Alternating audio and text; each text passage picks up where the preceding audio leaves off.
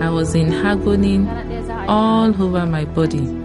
I asked for help, but nobody was ready to assist me.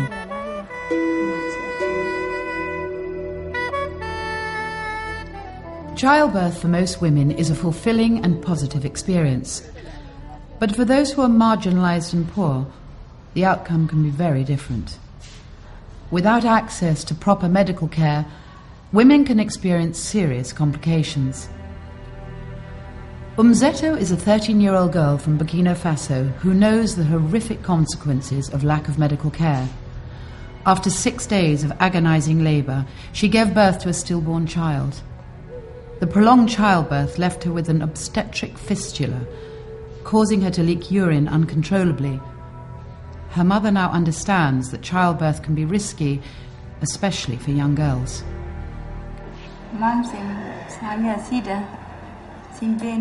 I also married young and had many children. I didn't understand this could happen to my daughter.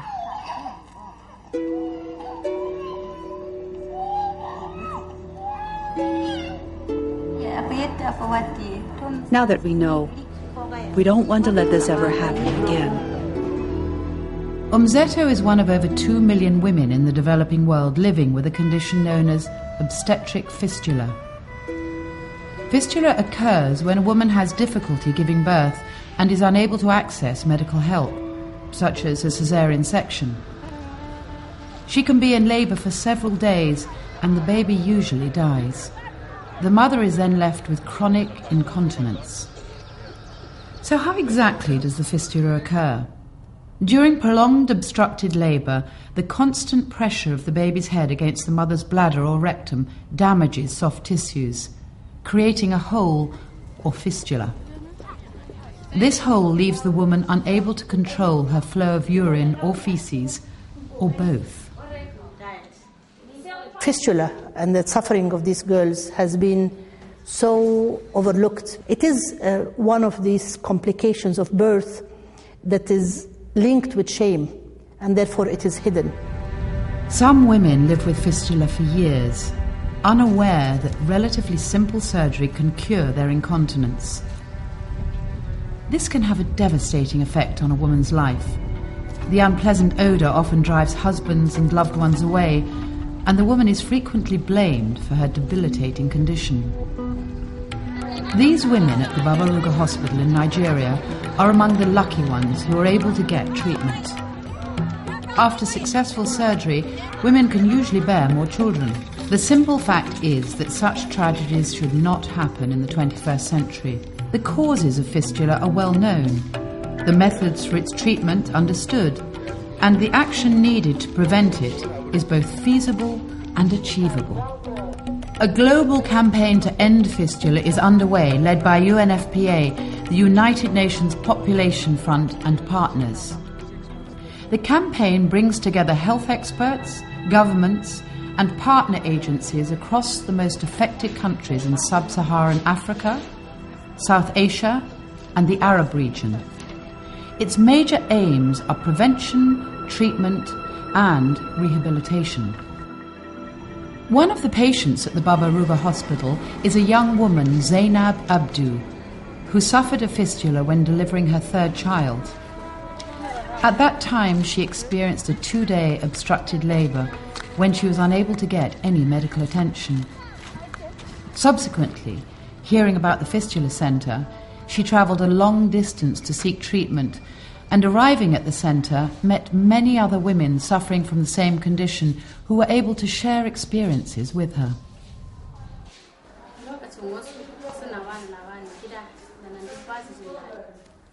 I went through a very hard labour.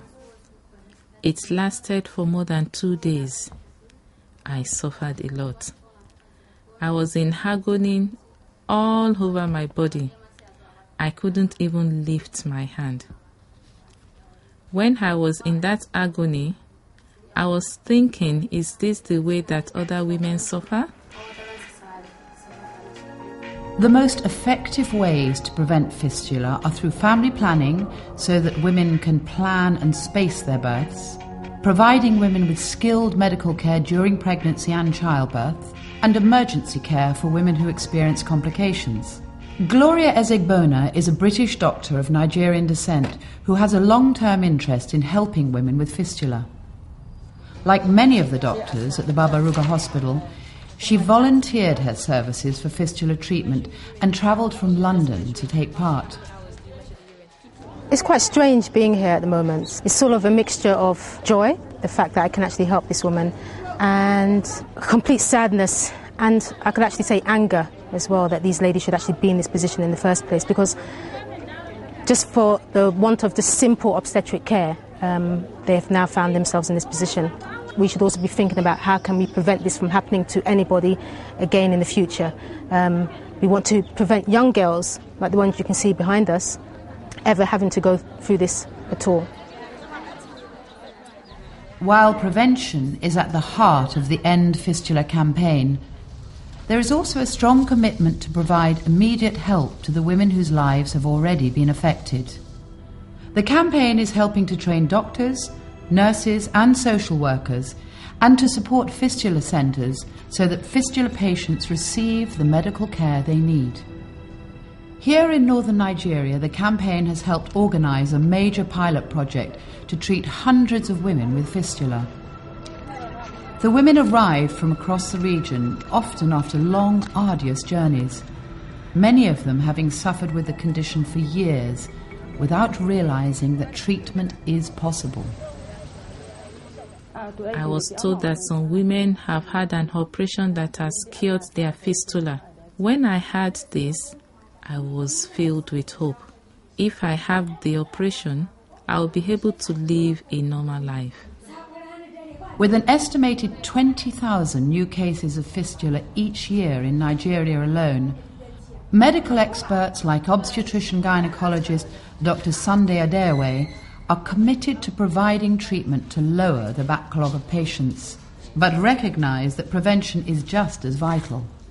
Because we cannot just continue to repair and repair and repair. And that is unacceptable.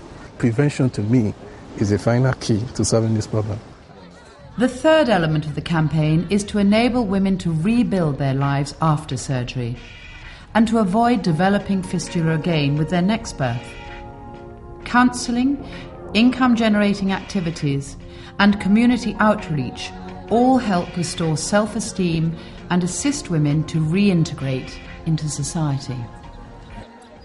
The psychological aspect, that is the most difficult part, to cure the mind. To cure the mind. But I do know that a successful repair goes a long way in doing that.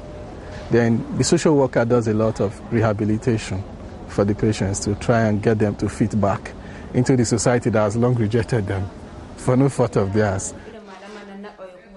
After the treatment, they have hope to go back to their community and have their own self-esteem, marry, carry out with any type of income-generating activities they intend to do. So I have high hopes, and also they have high hopes because they will become women of dignity again in the community.